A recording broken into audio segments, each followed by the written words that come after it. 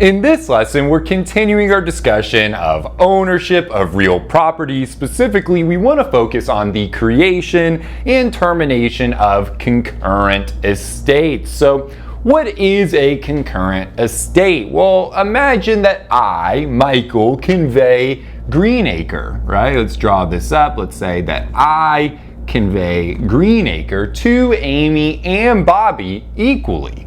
Right, to Amy and Bobby equally, meaning Amy is to take a 1/2 interest in Greenacre and Bobby is to take a 1/2 interest in Greenacre. Right, well, this is what we would call a concurrent estate or concurrent ownership of real property, right? I, through one deed, one instrument, and conveying Greenacre to both Amy and Bobby at the same time. So anytime we have a transfer of real property to two or more people at the same time, we're dealing with concurrent estates, right? Or concurrent ownerships. I guess, by the way, wouldn't it have to be at the same time, right? If I convey 1/2 of Greenacre to Amy on Monday and then another 1/2 of Greenacre to Bobby on Tuesday, right? They're still going to be co-tenants. By the way, when we have concurrent estate holders, two or more parties that hold ownership in one piece of property, we call them co-tenants, right? So Amy and Bobby here would be co-tenants, each holding a 50% stake in Greenacre. Right, so that's what concurrent ownership looks like, right? Now, the question that we want to focus on today, and what we're really getting at when we're thinking about all the types or the three major types of concurrent estates, is what happens to these property interests, these 50% stakes in Greenacre, when co-tenants die. So imagine for a second that Amy dies. Right, well, we know that her 50% stake in Greenacre has to go somewhere, right? This 50% stake in Greenacre has to go somewhere. And really, there's only two possibilities. Either it's going to go where Amy wishes it to go, right? She could devise, imagine that Amy writes a will and says, my 50% stake in Greenacre is to go to my children, right? So it's either going to go where Amy devises, or if Amy died without a will, we know it passes through intestate succession. But either way, right, Amy's ultimately getting to choose where that property goes, whether that's through intestate succession or through a will, right? It's Amy's decision, right? Or, right, that 50% interest in Greenacre could go to Bobby, right? It could go to the other co-tenant involved here, where now Bobby has a 100% interest in Greenacre, right? So that's going to be our question. When a co-tenant dies, where does their interest in the property go? Does it go where they want it to go, right? Either through a devise by will or intestate succession, or does their interest pass to the other co-tenants, right? The other concurrent estate holders. Right, and ultimately, this is going to come down to whether the other co-tenants have a right of survivorship, what we call a right of survivorship, right? So here, if Bobby has a right of survivorship, then he gets to take Amy's interest when she dies. If Bobby does not hold a right of survivorship, then he does not get to take Amy's property interest when Amy dies, right? It's going to pass wherever Amy wanted it to go, either through her will, or if she dies without a will, through intestate succession. So how do we know whether Bobby in this fact pattern would have a right of survivorship? Well, that's where we have to classify the types of concurrent estates, right? Tenants in common do not hold a right of survivorship. Joint tenants do hold a right of survivorship. So here, if Bobby and Amy are joint tenants, then Bobby does get this interest, Amy's interest, when Amy dies. If they're tenants in common, it passes to wherever Amy wants it to pass, whether that's her children or if she dies without a will through intestate succession, right?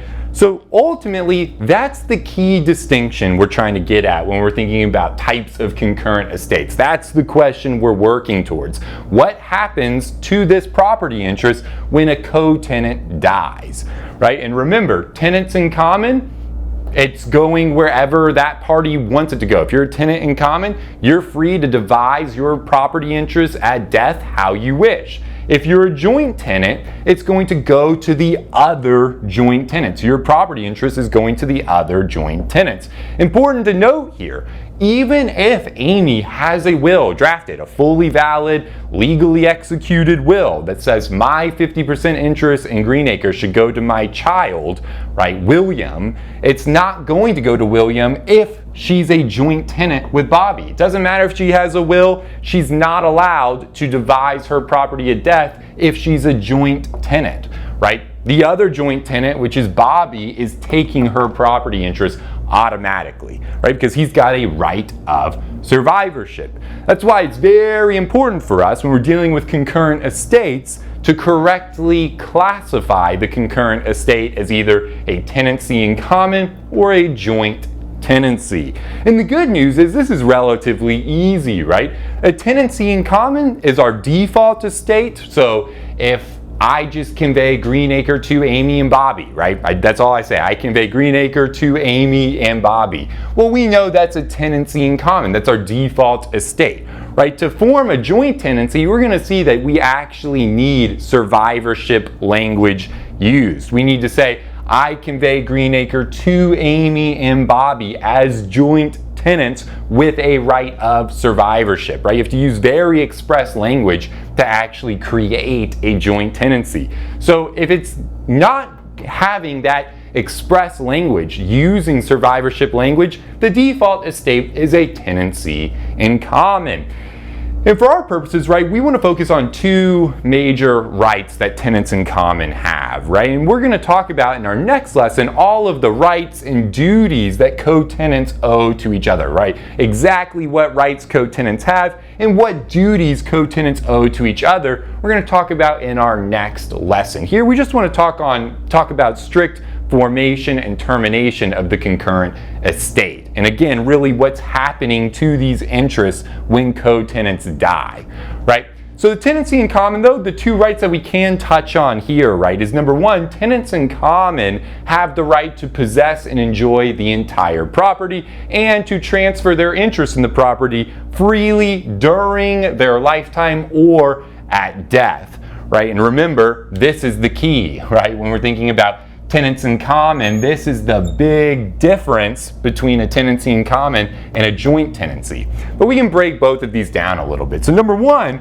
right, tenants in common have the right to possess and enjoy the entire property, right? So if I convey Greenacre to Amy and Bobby, right, they each have a 50% stake. Even if I conveyed unequal shares, I conveyed 90% of Greenacre to Amy and 10% of Greenacre to Bobby, doesn't matter. They both have the right to possess and enjoy the entire property, right? So you can't put up barriers on the property. You can't exclude the other co-tenant from coming onto the property. You can't do anything that would prevent equal possession and enjoyment of the entire property, right? Both tenants. Now, you can do it, but there's going to be legal consequences, and that's what we're going to talk about in our next lesson. But for now, just recognize that both tenants have the right to possess and enjoy the entire property, right?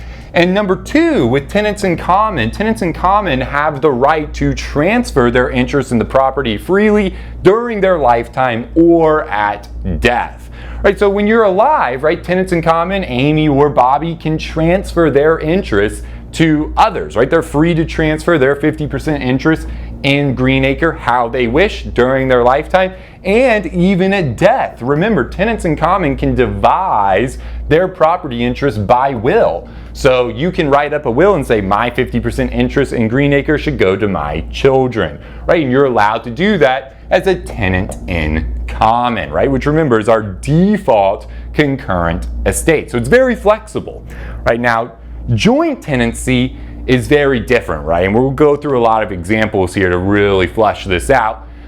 But important to recognize that to create a joint tenancy, right, we need a transfer of real property to two or more people where the transferor makes a clear expression of intent to create a joint tenancy and uses survivorship language. We're also going to need 4 unities to be in place, which we'll talk about in a second.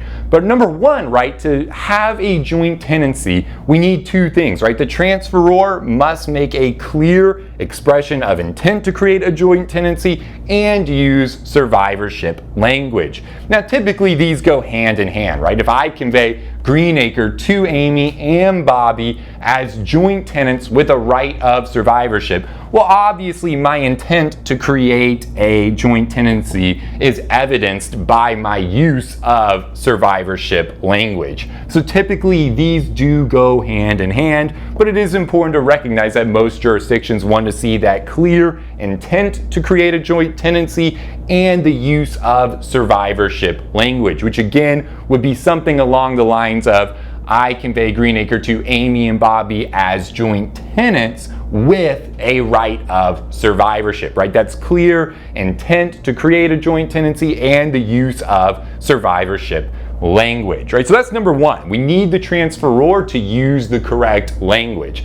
Also, though, we have what are called the 4 unities, and the 4 unities must be in place to create a joint tenancy, right? And we have a classic acronym here, PITT, right? P-I-T-T is classically used as the mnemonic or acronym to remember these 4 unities, right? We have possession, interest, time, and title. And all 4 of these have to be in place or satisfied to validly create a joint tenancy. If we're missing any of these 4 unities, it's going to be treated, that concurrent estate is going to be treated as a tenancy in common, not a joint tenancy. Okay, so number one, we have possession. Each joint tenant must have the right to possess and enjoy the entire property. Well, this was true with the tenancy in common, right? So again, if we have any type of physical barriers being set up, anything like that, that would be a violation of the possession unity. But most of the time, we're going to have each joint tenant does have the right to possess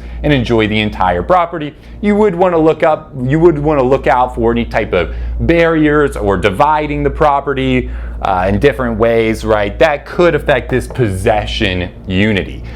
For interest, right, our second unity, each joint tenant must have an equal share of the same type of interest. Thank you so much for watching this video preview of our Legal Education Accelerator Program, or LEAP for short. If you would like to see the conclusion of this video and gain full access to our entire 1L and 2L video library, integrated outlines, streamable audio versions, additional practice exams with explanations, and much more, we invite you to head over to our website and join the thousands of law students who have already enrolled. To get started with your no-risk free trial today, simply click the link in the description box below or visit www.studicata.com/leap.